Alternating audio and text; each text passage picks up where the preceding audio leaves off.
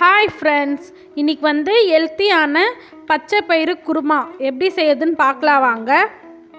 இது நீங்கள் சப்பாத்தி, தோசை, பூரி இது கூடலாம் வச்சு சாப்பிட நல்லாயிருக்கும். ஃபஸ்ட்டு பச்சை பயிரை வறுத்து எடுத்துக்கலாங்க. அதுக்கு நான் சின்ன டம்ளரில் 3/4 டம்ளர் அளவுக்கு பச்சை பயிறு எடுத்திருக்கேன். குக்கரில் சேர்த்துட்டு வறுத்து எடுத்துக்கலாங்க.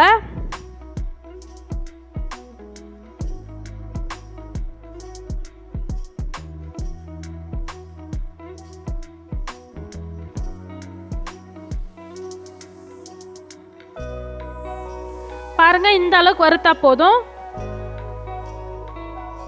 பச்சை பயிரை கழுவி எடுத்துகிட்டு வச்சுருக்கேங்க. இப்போ இதில் தேவையான அளவுக்கு தண்ணி ஊற்றி குக்கர் மூடி போட்டு 4 விசில் விட்டு எடுத்துக்கலாம்.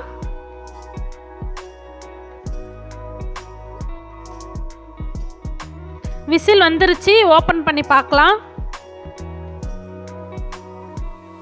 இப்போ மசாலா அரைச்சி எடுத்துக்கலாங்க. ஒரு கடாயில் கொஞ்சமாக எண்ணெய் ஊற்றிக்கலாம். எண்ணெய் சூடாயிடுச்சு. இப்போ இது கூடவே 2 கிராம்பு, சின்ன துண்டு பட்டை, ஒரு 4 பல் பூண்டை தோல் எடுத்து வச்சுருக்கேன். அதையும் அதில் சேர்த்துட்டு சின்ன துண்டு இஞ்சியை தோல் எடுத்து வச்சுருக்கேன். அதையும் அதில் சேர்த்துக்கலாம். 2 மீடியம் சைஸ் வெங்காயத்தை கட் பண்ணி வச்சுருக்கேன். அதையும் அதில் சேர்த்துட்டு வெங்காயம் கொஞ்சம் நேரம் வதங்கட்டும்.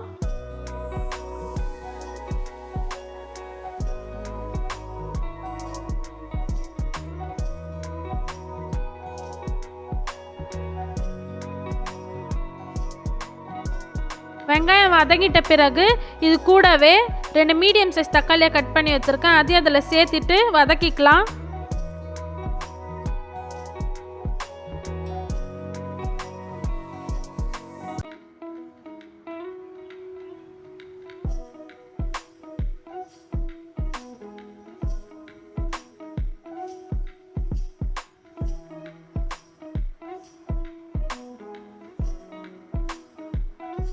இது கூடவே கொஞ்சமாக தேங்காய் எடுத்துருக்கேன். அதையும் அதில் சேர்த்துட்டு லைட்டாக வதக்கிக்கலாம். இப்போ வதக்கியாச்சு. ஆற வச்சு ஒரு மிக்ஸி ஜாரில் சேர்த்துருக்கேன். இதை அரைச்சி எடுத்துக்கலாம். அரைச்சாச்சுங்க மசாலாவை. குக்கரில் கொஞ்சமாக எண்ணெய் ஊற்றிக்கலாம். கடுகு கொஞ்சம் போட்டுக்கலாம்.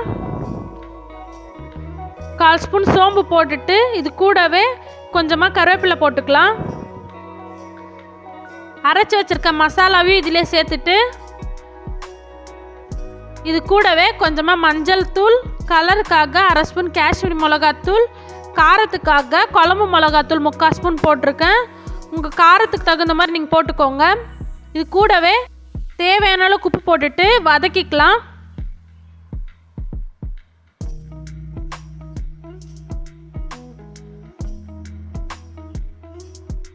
இது கூடவே ஒரு மீடியம் சைஸ் உருளைக்கிழங்க தோல் எடுத்து கட் பண்ணி வச்சுருக்கேன். அதையும் அதிலே சேர்த்துட்டு கலந்து விட்டுக்கலாம். வேக வச்சுருக்க பருப்பையும் அதிலே சேர்த்துக்கலாம். சேர்த்துட்டு நல்லா கலந்து விட்டுக்கலாம்.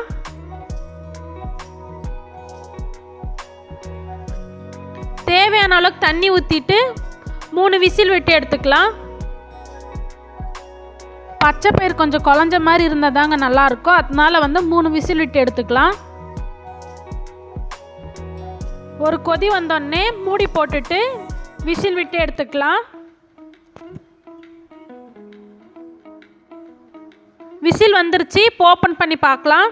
நான் வச்சுருக்கிற குருமா அளவு தாராளமாக 4 பேர் சாப்பிட்ற அளவுக்கு வச்சுருக்கேன்.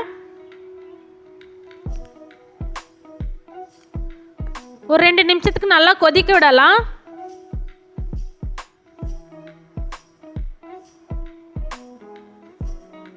இப்போ கொஞ்சமாக கொத்தமல்லி மேலே தூவிட்டு கலந்து விட்டுட்டு பிறகு அடுப்பு ஆஃப் பண்ணிவிடுங்க. பச்சை பயிறு குருமா ரெடி ஆகிடுச்சு. வீடியோ பிடிச்சிருந்துச்சுன்னா சப்ஸ்கிரைப் பண்ணி லைக் பண்ணிக்கோங்க.